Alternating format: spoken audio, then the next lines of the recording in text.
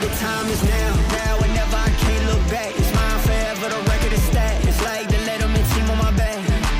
The time is now and never, I'm making it count. Counting the times they counted me out. Straight out the mud, I'm making it out. I gotta get it, the time is now. Sheesh. I saw Sunday Night Traveler. I thought it was an absolutely amazing segment. Shout out to whoever the creative genius was behind the name of that segment. Also got to see that Fever flyover. Man, you had a busy weekend using all your friend resources. And I even saw you pull up to Lifetime to cheer your boy Chili on in some pickleball. We had a D-backs game on 12 News. You forgot, but it's been busy. We cruising, yeah. I was with my buddy. He wanted to check out some gyms here in town because he's kind of living with me for a little bit, and he wanted to see Lifetime. And man, and I'm not gonna tell you what they call you at Lifetime because I can't put that information out there. But all of a sudden, they were like, "Hey, go look at the pickleball court," and there you were trying to pickle, and I was trying to heckle. I was trying to heckle, and it wasn't being loud enough. But you were doing your thing.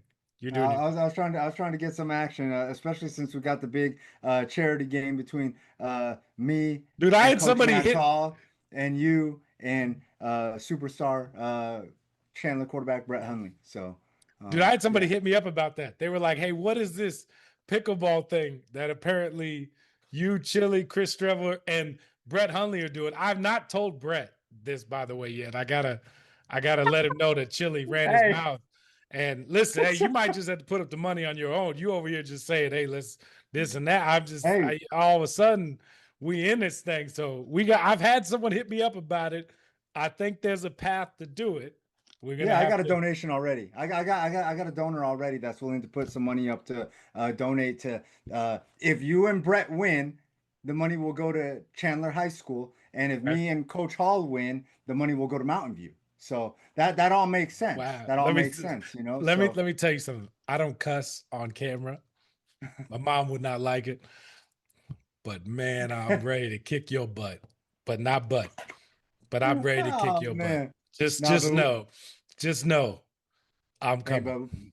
But I got people ready to throw down and really get active behind this thing in the what we're hoping will become the annual Cam versus Chili showdown. Oh, showdown! Man, Chili, you in for a long awakening, bro. Hey, listen, I was pushing the sled this morning, man. Just get ready. These legs move a little quicker, a little lighter on your feet.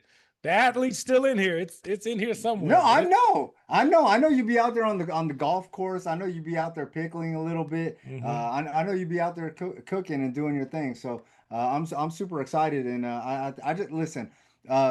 The most important thing always is to have fun in the things that you do and with your friends and stuff like that. And we not just some Square Bear podcaster. Media folks. Like, we out there in the community really trying to get after, raise some money, give back a little bit. So I'm just excited to be able to get my guy Cam out there and get that action. So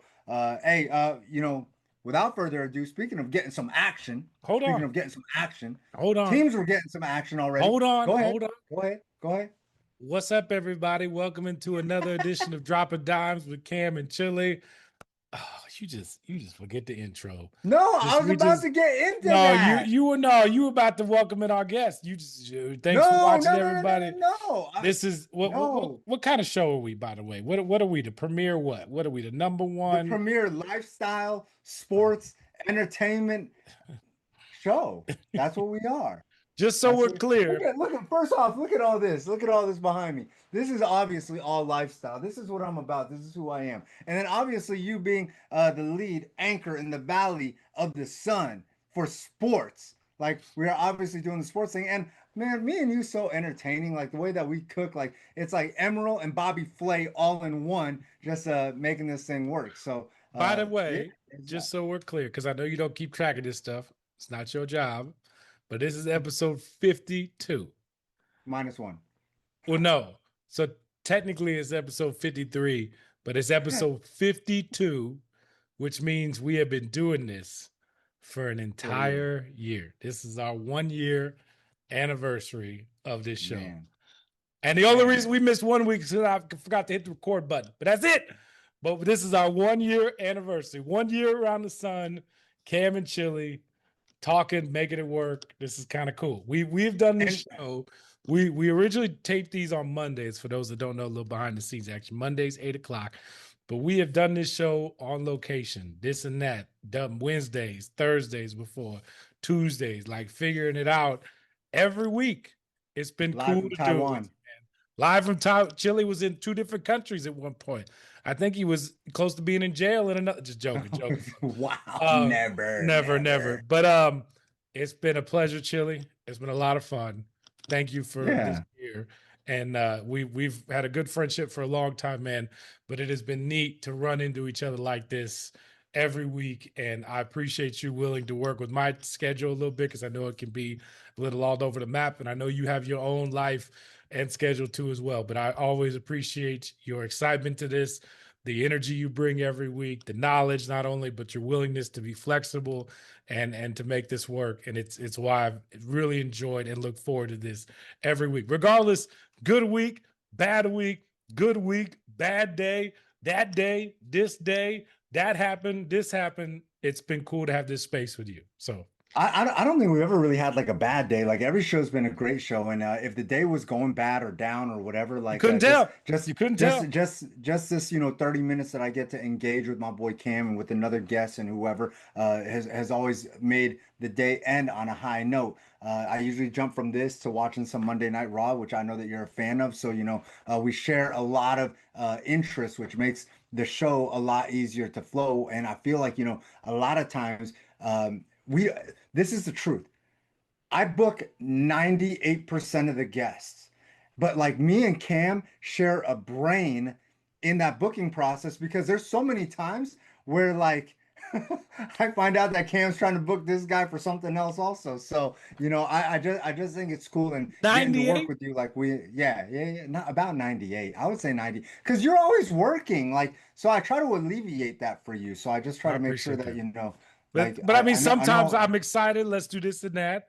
And sometimes yeah. Chili's like, hey, man, I've been wanting to do this and that. And we've been very easy with each other. 90, I don't know No, for about sure. 98.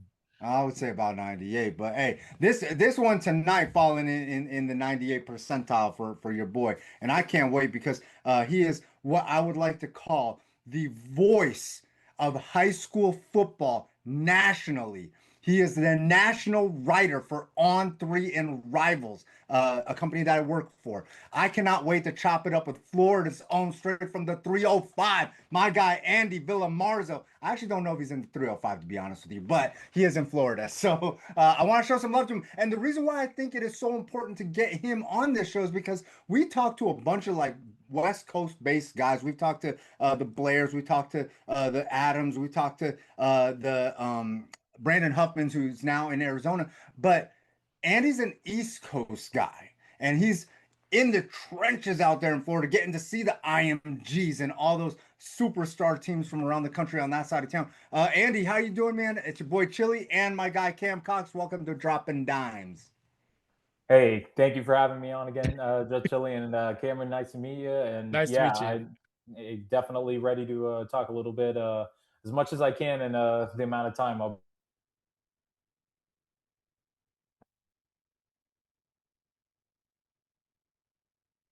Basha, we got Hamilton, we got Chandler, all nationally ranked. The big one right out the gates, right out the Gucho. We got Basha and Chandler locking it up this week.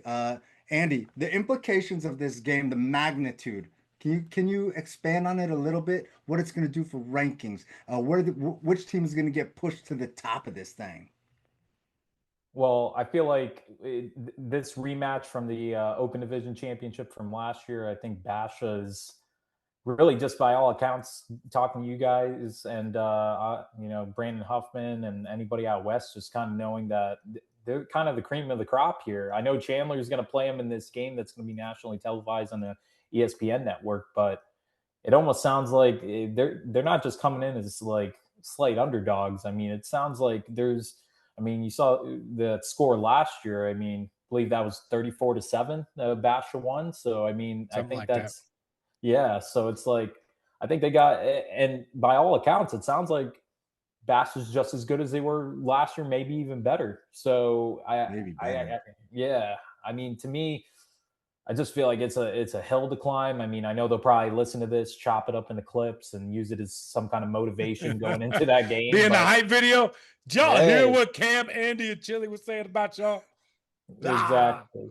Hey, Hey, but Andy, the reality is I think any team that can throw Will Menzel and Jai Jones out there, oh yeah. you can't count them out in any way. You can't discount them at all. Coach Wisdom's a great coach. Look, I know that we all think that Bash is a heavy favorite. What's it going to take for Chandler to get out there and really represent and do their thing on this national stage, though? I feel like a game that I just watched where a team that took down another team that had all the stars, right? We're stargazing, we're looking at the roster of Division One Power Four talent. I was at the Corky Kell Classic over in downtown Atlanta at Mercedes-Benz Stadium, and North Gwinnett took down Grayson, who is, I think, in a lot of national Yeah. rankings.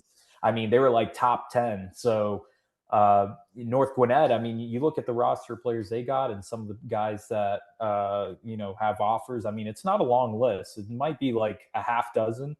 I mean, maybe 8 guys. So you look at Grayson, I mean, it's got to be 20 plus. And the reason I bring that game up to compare it to this one is I think there's a little bit of similarities. I think there's a bit more star power on Chandler's team. So I'm not going to say like they're exactly like North Gwinnett.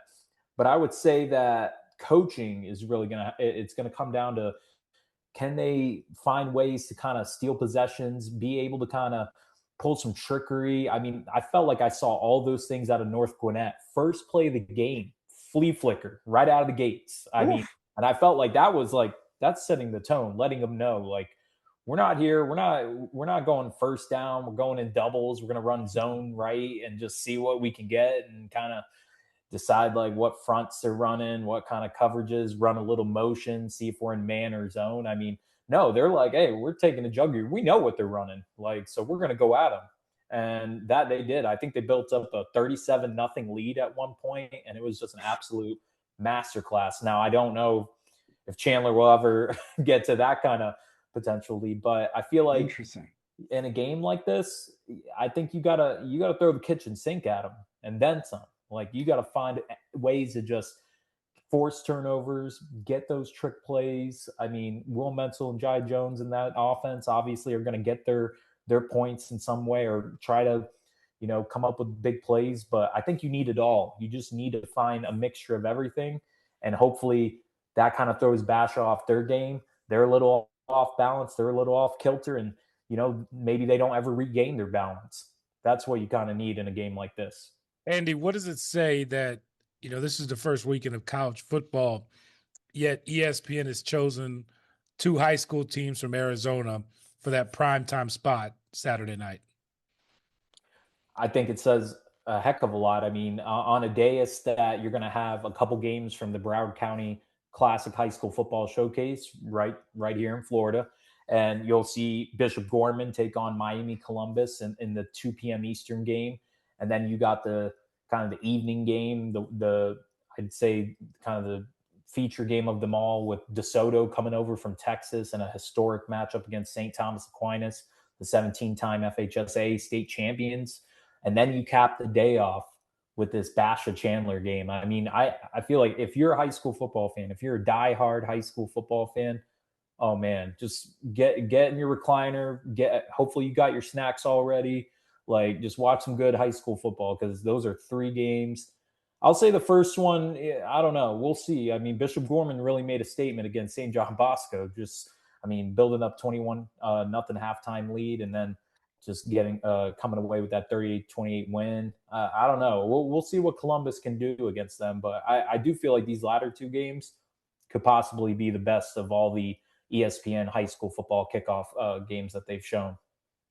Hey, Andy, Basha plays a ton of the top teams here in the state of Arizona, and then they also get a matchup with Olu early in the season. I'm just curious because I know in your own personal rankings, you got Basha hovering around 10, 11, 12. Could this Basha team possibly find themselves running the table in to a top 3 spot nationally, possibly being the highest ranked team to ever come out of the state of Arizona? Do you see that for them? I feel like I could see them definitely top 10 if they're able to run the table. I feel like that Olu matchup, I mean, maybe loses a little Lost a steam little because, luster. yeah, I mean, losing to Miami Central, 23-22 at home. I mean, talking to my guys here in South Florida, and I haven't seen Miami Central yet, but by all accounts, I mean, they are a talented Rockets team. It's not taking anything away from them, but this isn't your, Dalvin Cook type Rockets. This isn't, I mean, you got talent there at Miami Central, but it's like if Orange Lutheran is the team that it had been under Rod Sherman, who's, I think he's coaching flag football now at one of the colleges over in California, escaping my name where, but I mean, I think that Orange Lutheran probably could have, came away with a win, and maybe even last year if these two teams matched up. I think Miami Central going over there and beating them might have been more of an indication of where Orange Lutheran is at versus like how to elevate Miami Central and kind of give that win, because I had talked to some Florida guys and they're all like, man, Miami Central went over there to California and won a game. And I'm like, yeah, but they also are in this like major transition with a new head coach. And I mean, they had players transfer out, and not that the Lancers are not a good team. I mean, they're still talented, but I don't know if you can put it in that echelon. Like they just beat a team that's like on Bosco's level or Santa Margarita Catholic's level. Yeah, that's what I think. Yeah, I think people are putting like Orange Lutheran right there with those teams, and I don't think we're comparing apples to apples. I think they're kind of they've gone down a tier. All right, Andy, let's get to it. Now let's get serious. Where does Arizona high school football rank? Okay. Woo. I'm going to tell you where it ranks. Okay. Woo. Okay. All right, let's hear it. California, Texas, Florida, Arizona. And everybody else can kick rocks and catch up. Oh, man. Statement from Cameron. Well, I mean, I feel like there's states like this is what Chili and I argue about, Andy. This is what we get into. Listen. I think that Arizona is definitely a top 8-ish state. 8-ish. Yeah, and I do think that they're closer. States. I do think that they're closer to 5. I do Andy, think that they are this closer is what to Chili 5, and I welcome to what we yell about on the phone some days. I'll call him up. I'll be all fired up at something. He'll say something back. This is what we yell about. Welcome to the party. But Andy, I'm gonna let you go ahead and take this one. Okay, so obviously you named kind of like the Mount Rushmore states. Like you went in order with the first few, and then I think Arizona it kind of is grouped in with like, and don't take great offense, like these other states that I'll name are like, how dare you? Like how could they even be mentioned with them? But if Chili said it, Andy, I would take offense. But because never. If Chili said it, I'd take offense. I mean, I just think Arizona's like with Alabama and probably like Pennsylvania, New Jersey, Ohio. I think it's like in that. It's almost like if we wanted to go tier 1, tier 2, tier 3. I like Arizona. That. Yeah, Arizona's in that tier 2 with those states, which I think they're all very respectable because you can name like a handful of teams like you could with Arizona. You can, if you're somebody that knows high school football to a degree and other states, you're kind of like, yeah, Basha, Liberty, Chandler, Hamilton, Brophy, you're going through some of them. But then you do the same thing with states like Ohio and you're like Archbishop Hoban, Massillon, Washington, Elder, you're going down the line. Same thing with Pennsylvania, St. Joseph Prep, Central Catholic out of Pittsburgh, LaSalle College, Roman Catholic. I think it's that kind of. Maryland is also kind of in that mix because you have St. Francis Academy that kind of bolsters that, that team roster that you got in your state. You got DeMatha out of Maryland as well. So I think that's where Arizona's at. Like they're in that tier 2. Will they ever be in that tier 1? I mean, I think it's going to take a few more teams to get really like on that level to where they feel like they can expand outside of just maybe playing like the middle of the road top 25 teams in Arizona. Yeah. And they would have to like say, okay, I don't think venturing out is going to Utah and playing Lone Peak. No offense to the Knights or any, like sure. But we just saw IMG Academy go over there and put 59 on them and win by 56. So it's kind of like, where are we Hey, how saying come? low-key? Why is IMG ducking Arizona? Tell them boys to get out here, play one of our. I don't know if they're ducking them. So by the way, I just say No, they came out here. They came out here once and played when Chandler. They when came out here and played Chandler. what year They was came out here that? and played I don't Chandler. remember that year. This was a while back. It's This a was, while back. Yeah, tell them to this update was a that while back. schedule. Listen, I was, Andy, I'm from Houston, Texas, man. I'm in the proud Texan community of high school football, and yeah, I just think some of the best football period is played in Texas year in and year out.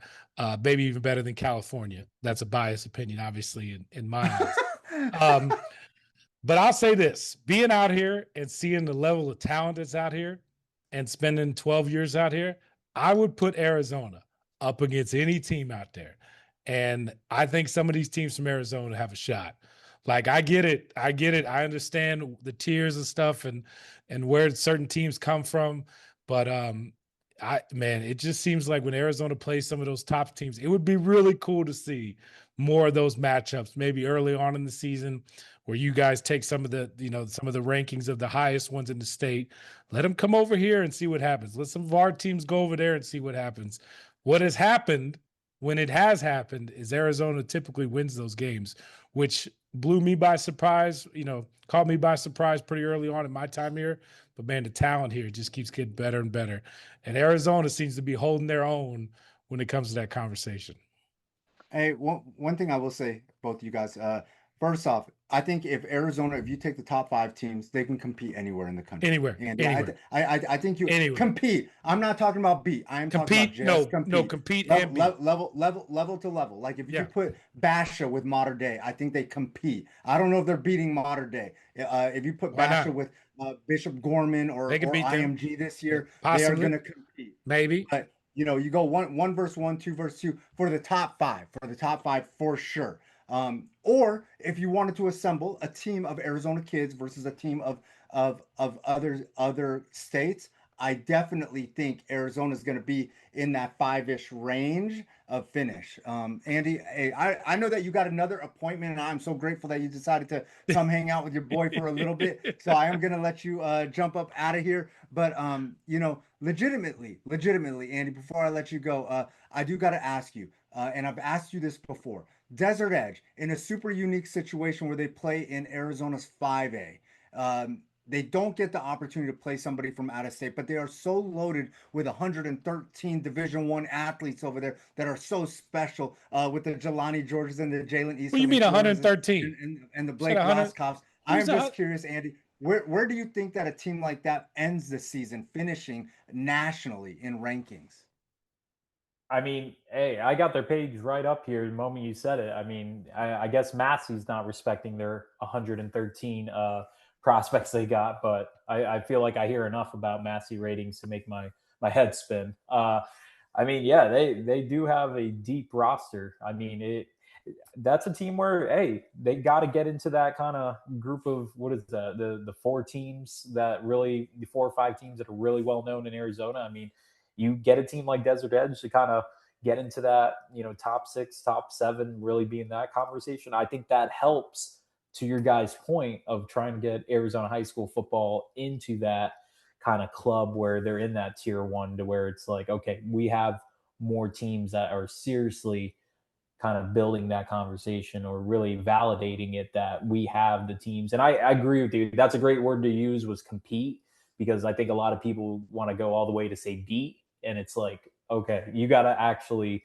see these teams, play these teams. Like Texas having DeSoto come to Florida. Me, listen, when you said that, yeah, hey, no, I think if Basha wanted to play in the Broward County Classic against like a Chaminade Madonna or St. Thomas Aquinas, let's text Coach McDonald right now, Chili. I'm sure next year. I'm sure they would want them. They want teams from other states that haven't been involved, and they want their best team. So, yeah, I'm sure they would want that. And IMG Academy, hey, they told me, I was at a media day with their head coach, and he said teams don't want to play us. Like, I know you guys probably saw St. Francis Academy's coach Masai Halamarian do the, hey, paraphrase. Yeah, hey, call me.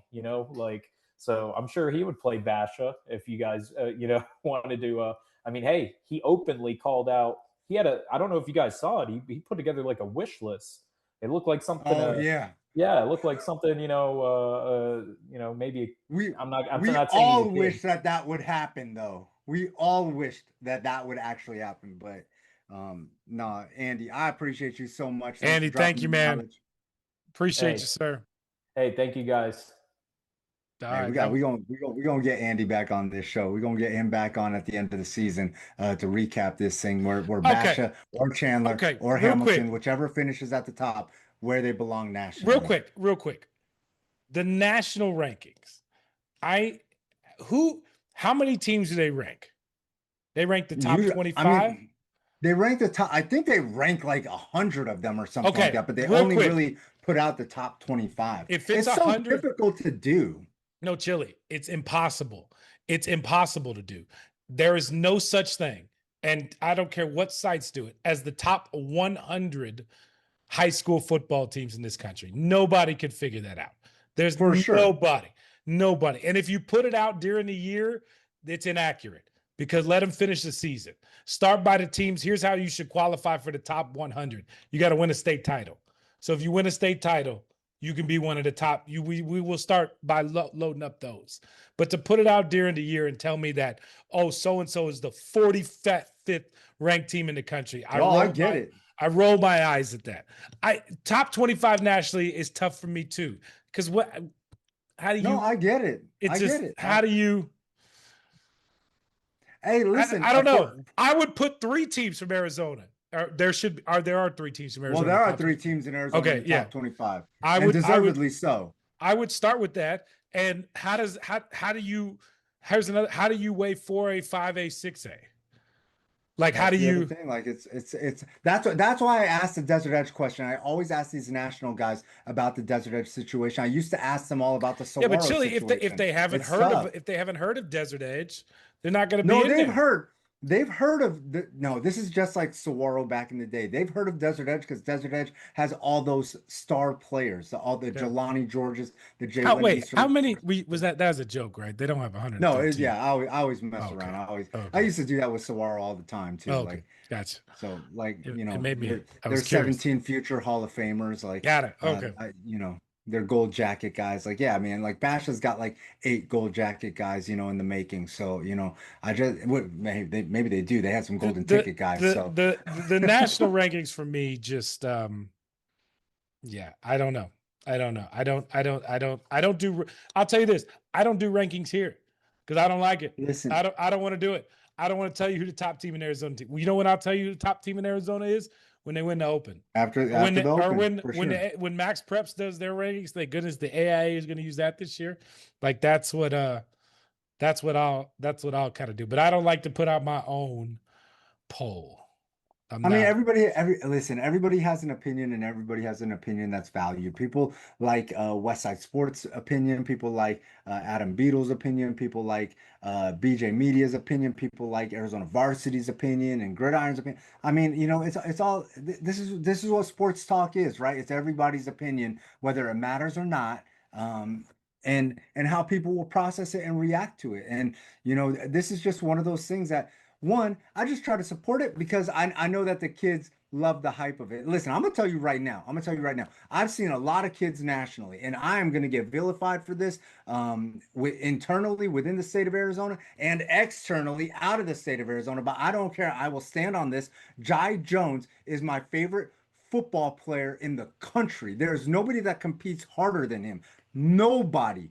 He wants that smoke and he wants to compete all the time. Listen, you want that action. If you are a DB anywhere in the country and want to go head to head with a top wide receiver, Jai Jones be the first one to lace his cleats up. The first one. And if you're, if you want to go out there and get after it with somebody, Jai Jones is the one to get after it with. But again, okay. And that's just my opinion. That is just my opinion. But you're telling me there's not an offensive lineman that ready to compete. Like there's gotta, Jai Jones is up there for me too as well. For sure. But there's a lot of kids. Jake Hildebrand, another one. Like there's a lot of kids up there that feel like aren't scared to compete. in our Like, valley. I love Jake Hildebrand, the big fella from Basha. I think that he is so special, and that is the statements aren't meant to take away from anybody else and Sure. all their accomplishments. The statement is just made because I have seen Jai Jones year after year, whether it's sevens, high level sevens, OT7, battle, whatever, get after it. I've seen him in the camps, whether it's Under Armour or Rivals or whichever camp there is out there. Get after it. DB, wide receiver, whatever. He's out there putting in the work, back down from nobody. You want that? You want that heat? Jai's ready to make sure he'll bring it like the middle of July. Like I'm telling you, the kid is going to be an absolute gem, and I can't wait. Hildebrand's the same way as a big fella. It's just a nastiness that he brings. Um, and he's just, Yeah. I love both those kids. I would put them up for anybody. And then obviously the journey of like what we've seen from Will Menzel and some of our quarterbacks. We could talk about a bunch of these kids forever, but I just wanted to kind of, put the spotlight on these guys that are gonna have a big spotlight on them on Saturday. And Cam, I know that you'll be out there I will in not some be out there. capacity, in some capacity, in some capacity. I'll be in studio, but we will have a camera there. I Yeah, wish I so could be like there in person.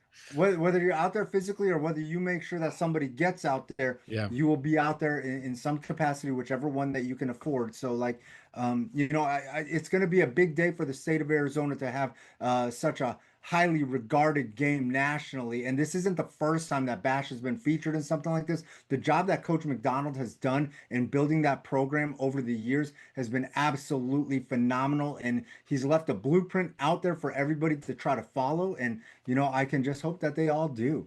He's done a great job. And, he's now reaping the rewards of building an incredible situation over there on Val Vista.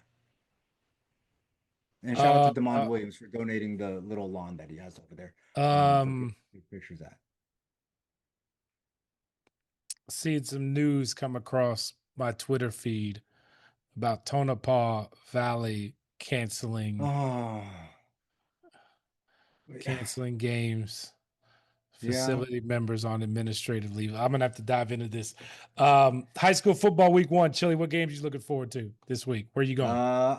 I'm looking forward to Red Mountain Castile. I want to see Castile, the defending 6A on champs. Thursday. I want to see what they look like. Yeah, early on versus Red Mountain. Coach Andrew's squad, I know, will be ready to take care of business. They got a super talented receiving core, which, I went to their scrimmage. I think that it's one of the more talented receiving cores that they've ever had. And I was there for the Jacoby Lane, Lennox Lawson group, where I think Lennox was more of like a combo receiver where he's doing a lot of stuff out of the backfield, but it is what it is. I'm also highly invested in that Brophy Hamilton matchup. I want to see what that's Another like. Thursday. We got a lot of big games on Thursday, and another one is ALA Queen Creek and Centennial. I think that that's going to be a lot of fun with our buddy Talon Scott out there getting some action versus a loaded Centennial team that has all sorts of guys on defense that are ready to dim the shine of what ALA Queen Creek is trying to put back together over there. Friday night, dude, it's got to be Mesa Liberty, right? Like that's got to be the game. We talked to Kingston and Atema about this. It's our game of the week. We talked to Kingston about this on the show, and he stopped by and he told us, he's asked him if he wants to score a touchdown first on offense or defense. He's like, hey man, if they kick it off to me first, I'm walking into the end zone. So I just can't wait to see if he can make that actually happen. That's what he wants to do. I believe he can do it. He's such a talented individual, committed to Arizona State. I think that game's gonna be a lot of fun. I do too, Chili. Yeah, I'm looking forward to that game.